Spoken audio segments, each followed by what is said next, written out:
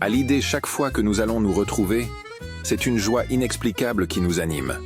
Pour cette autre occasion méditative diurne, le lectionnaire biblique nous convie dans Luc 16, 19, 31.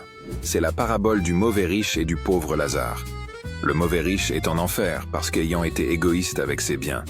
Et le pauvre Lazare est au paradis parce qu'ayant craint de Dieu de son vivant.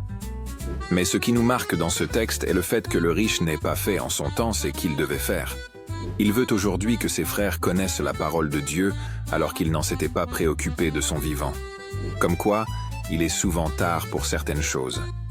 Apprenons donc à faire chaque chose en son temps. Bien-aimés frères et sœurs, le riche aujourd'hui veut qu'on envoie Lazare parler à ses frères de ce que l'enfer et le paradis sont des réalités. Mais il est tard. Il aurait pu le faire pendant qu'il était encore sur la terre.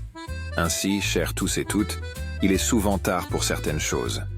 S'il y a un moment que tu dois abandonner le mari d'autrui avec qui tu vis actuellement, c'est à cet instant même où tu me lis, car la seconde d'après ne t'appartient pas.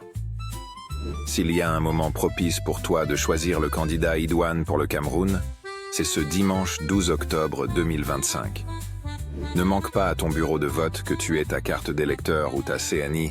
Vas-y voter ce dimanche. S'il y a un moment où tu dois enfin rechercher et reconnaître l'enfant que tu avais abandonné, alors que sa mère était enceinte et démunie, le voici.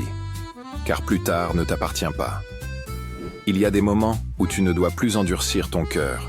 C'est cette saison. S'il te plaît, saisir la parole de Dieu et laisse qu'elle change ta vie.